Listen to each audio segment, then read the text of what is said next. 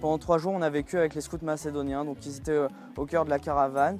Ça a été un moment assez agréable. On voulait quand même que ça soit vraiment sur la rencontre, un échange de culture, et ça s'est plutôt bien passé. Bon, après, il y a pas mal de choses qui diffèrent, mais après, ce qui était aussi un choc de culture, c'est la différence de langage. Du coup, on a dû forcément s'adapter. Mais même avec des gestes ou avec certains mots, on arrivait quand même à se comprendre.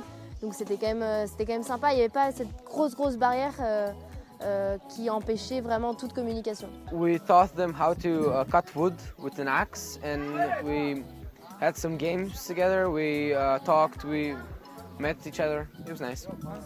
Au final, le scoutisme, c'est pas seulement notre point de vue et notre manière de faire, qu'il existe d'autres façons de porter le scoutisme dans ses valeurs. La vie dans la nature, je pense que c'est un point commun quand même entre les Macédoniens et nous. Ils dorment aussi sous tente, donc... Le fait que ça ait marché malgré les différences, je dirais que c'est l'envie de partager un moment, de découvrir, de ressortir plus fort de cet échange, mais aussi de construire sa personnalité et ses convictions. Mon rôle, c'est vraiment de faire le tampon, l'intermédiaire entre les attentes des scouts français et les réalités du scoutisme macédonien.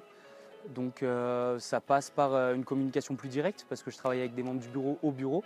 Du coup, j'ai pas besoin d'échanger par mail et la communication est plus rapide. C'est principalement de la logistique. Dans un premier temps, où est-ce qu'ils vont pouvoir camper, dans quel lieu, sous quelles conditions, mais aussi sur toute la partie projet pédagogique. On leur propose ces projets-là et si ça leur va, on scelle le projet.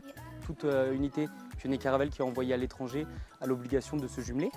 Donc il fonctionne vraiment autour du jumelage, c'est-à-dire qu'une unité Pioca peut faire un camp à l'étranger en vivant juste un jumelage avec une unité locale, alors que les compagnons n'ont pas l'obligation de ce jumelage, mais ont l'obligation de réaliser un projet de construction solidaire, écologique, et que du coup ils vont forcément devoir rentrer en contact avec l'association locale pour obtenir un soutien sur place, mais aussi pouvoir dialoguer avec une association autre que Scouts.